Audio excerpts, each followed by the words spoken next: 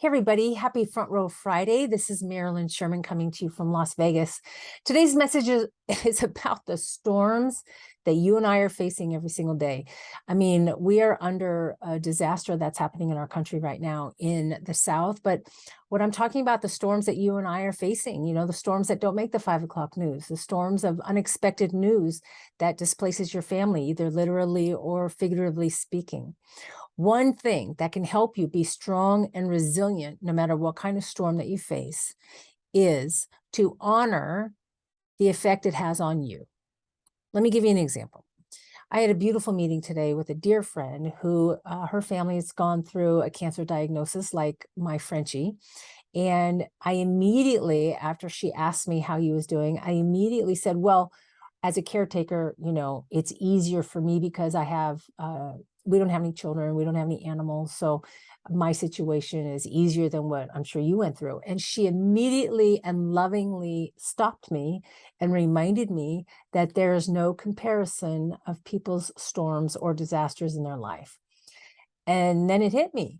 It's whether you are facing literally a storm or the storm of an unexpected, unplanned event that displaces you mentally, physically, spiritually. Please don't go down the road of comparing your disaster to someone else's. If you want to be strong and resilient, you got to take care of yourself. And one thing to do to take care of yourself is don't discount what you're feeling, whether it's helplessness or frustration or overwhelm. You have that right to feel all those feelings. You have the right to acknowledge it. And you have the right, I would even suggest, to share the burden with other people. So people don't know how to help you if you have never shared that you needed help. So whatever storm you're facing today, and I pray that your family is not being displaced because of the hurricane, but whatever you are going through, please know that you are strong, you are resilient, you can get through this. And the best way is to share that burden with someone else.